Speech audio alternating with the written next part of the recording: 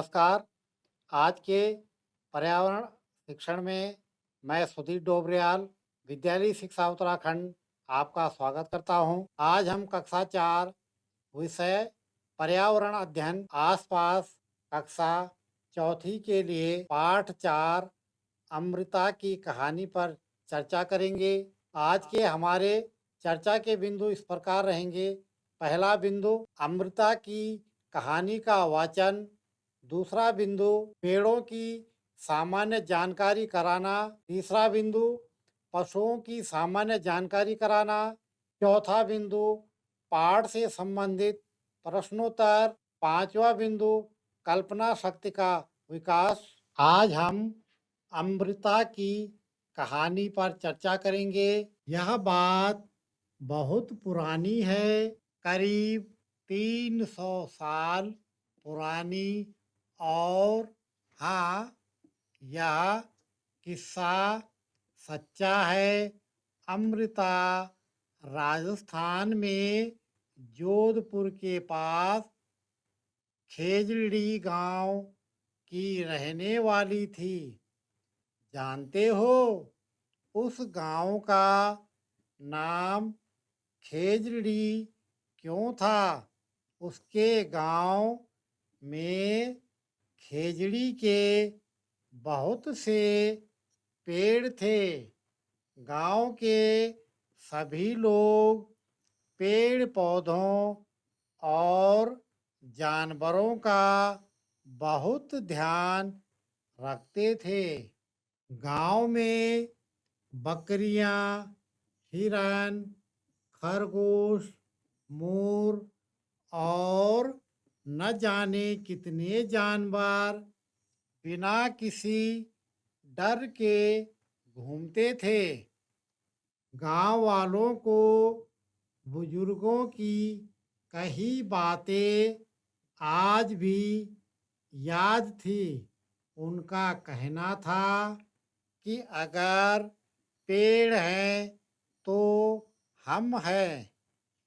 पेड़ और जानवर हमारे बिना रह सकते हैं, पर हम उनके बिना नहीं। अमृता के दोस्त, यहाँ पर चित्र में दिखाई दे रहा है कि ये लड़की है अमृता और उसके साथ में उसके दोस्त। अमृता सुबह सुबह उठकर अपने सारे दोस्त पेड़ों से खुशी से मिलती थी।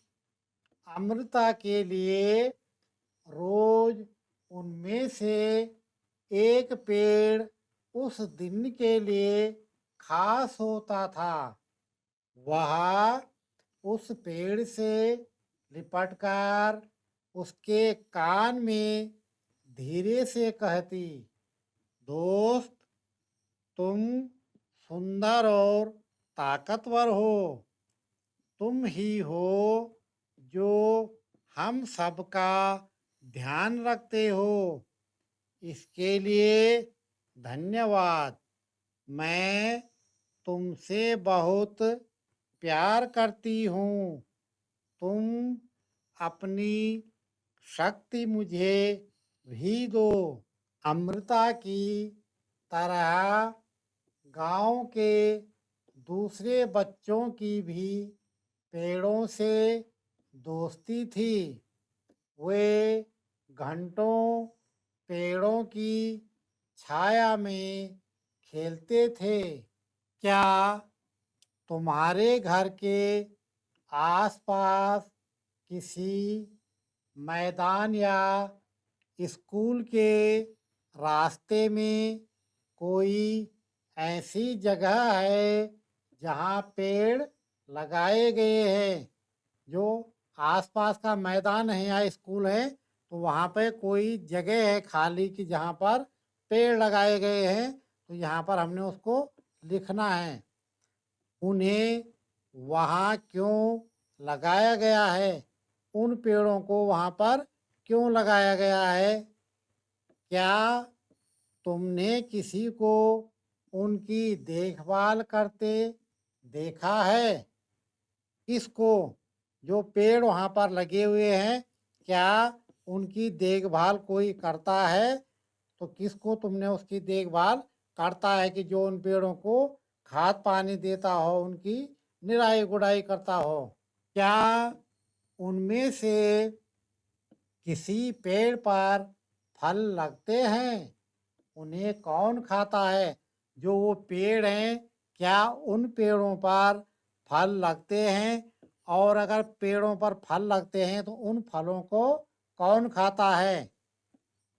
ललिता को लगता है कि उसके स्कूल की दीवार के साथ उगे हुए छोटे छोटे पौधे और घास किसी ने लगाए नहीं है। क्या तुम भी किसी ऐसी जगह के बारे में जानते हो जहाँ घास, छोटे छोटे पौधे और पेड़ अपने आप ही उग गए हो? यहाँ पर हमने वो लिखना है कि जहाँ पर जिन पेड़ पौधे, जिन छोटी छोटी घास को कोई नहीं लगाता है, वो अपने आप उगते हैं। तुम्हें यह क्यों लगता है कि ये पौधे अपने आप उग रहे हैं? तुमको कैसे मालूम, या ऐसा क्यों लगता है कि ये पौधे अपने आप उग रहे हैं? पेड़ खतरे में। यहाँ पर चित्र दिखाई दे रहा है। चित्र में क्या दिखाई दे रहा है कि कुछ लोग अपने कंधे में कुल्हाड़ी लेकर के जा रहे हैं। शायद वो पेड़ों को काटने के लिए जा रहे हैं। तो इस पर हम चर्चा करेंगे। पेड़ खतरे में। समय बीतता गया, अमृता बड़ी हो गई। एक दिन वह अपने पेड़ों से मिल रही थी। तभी उसने देखा कि गांव में कुछ अनजान लोग कुल्हाड़ी लेकर खड़े थे। अनजान मतलब जिन लोगों को हम जानते नहीं हैं। पूछने पर पता चला कि वे राजा के आदमी थे। राजा के कहने पर वे लकड़ी के लिए पेड़ काटने आए थे। लकड़ी राजा के महल के लिए चाहिए थी। यह सुनते ही अमृता के होश उड़ गए। उन आदमियों ने जिस पेड़ को काटने के लिए चुना, अमृता उस पेड़ से लिपट गई। उन आदमियों ने जिस पेड़ को काटना चाहा, अमृता उस पेड़ पर लिपट गई। उन लोगों के डराने धमकाने पर भी वह नहीं हटी। राजा के आदमियों को राजा की बात तो माननी थी, वरना उनकी अपनी जान चली जाती। उनकी कुल्हाड़ी के एक ही वार से अमृता के पैरों से खून बहने लगा और वह गिर गई। लेकिन उसने पेड़ को नहीं छोड़ा। जैसे ही उन्होंने वार किया तो उसके पाँव पे कुल्हाड़ी से लगी और उसके पैर से खून बहने लगा। लेकिन अमृता ने पेड़ को नहीं छोड़ा। अमृता को देखकर उसकी बेटियों और गांव के 300 से भी ज़्यादा लोगों ने पेड़ों से लिपटकर अपनी जान दे दी। जब राजा को इस बात का पता चला तो उन्हें यह बात समझ नहीं आई कि लोग पेड़ों के लिए अपनी जान भी दे सकते हैं। वे खुद वहाँ आए और स्वयं लोगों का पेड़ों के प्रति प्यार देखा। सुरक्षित गांव। राजा पर गांव वालों की बातों का बहुत गहरा असर पड़ा। उसने आदेश दिया कि इस इलाके में कभी कोई पेड़ नहीं काटेगा और न ही कोई शिकार करेगा। आज 300 साल बाद भी यहाँ के लोग जो विश्नोई कहलाते हैं, पेड़ों और जानवरों की रक्षा करते हैं। रेगिस्तान में होते हुए भी यह इलाका आज भी हरा भरा है। जानवर बिना किसी डर के इधर उधर घूमते हैं।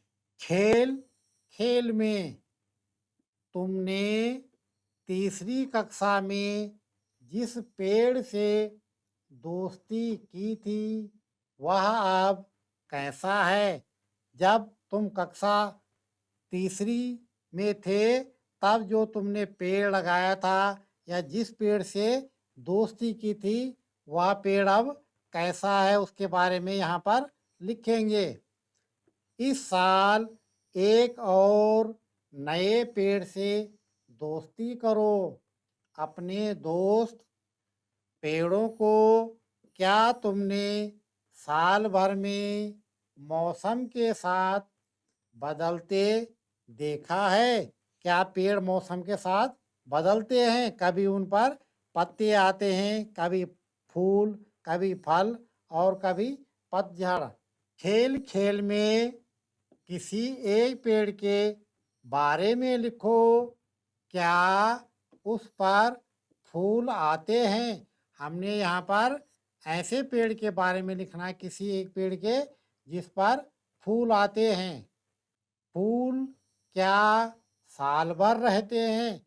जब पेड़ों में फूल आते हैं तो क्या फूल पूरे साल भर रहते हैं या कब आपको दिखाई देते हैं? पत्तियां किस महीने में झड़ती हैं?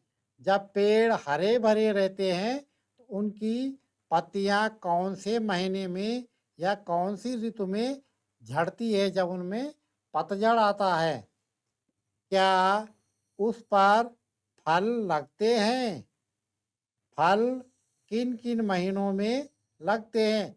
अगर उस पेड़ पर फल लगते हैं तो कौन से महीनों में फल लगते हैं हम यहाँ पर लिखेंगे। क्या तुमने कभी ये फल खाए हैं जो पेड़ों पर फल लगते हैं? क्या तुमने ये फल खाए हैं? खेल खेल में कुछ दिनों पहले तुमने टीवी या अखबार में देखा या पढ़ा होगा कि फिल्म एक्टरों के खिलाफ कानूनी कार्रवाई हुई थी। तुमने देखा होगा कि जो हमारे फिल्म एक्टर हैं, हीरो हीरोइन जो भी है, उन पर कुछ कार्रवाई हुई थी। तो कौन सी उन पे कार्रवाई हुई थी उसके बारे में हम पता करके लिखेंगे। आज हमने जिन बिंदुओं पर चर्चा की, आज के हमारे चर्चा के बिंदु इस प्रकार रहे।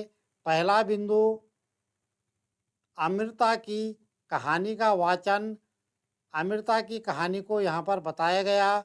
दूसरा बिंदु पेड़ों की सामान्य जानकारी कराना। तीसरा बिंदु पशुओं की सामान्य जानकारी कराना। चौथा बिंदु पाठ से संबंधित प्रश्नोत्तर। और पांचवा बिंदु कल्पना शक्ति का विकास। पाठ के अंत में हमारा गृह कार्य इस प्रकार रहेगा। पहला, आपके आसपास कौन कौन से पेड़ पाए जाते हैं? उनमें छायादार और फलदार पेड़ों की सूची बनाइए।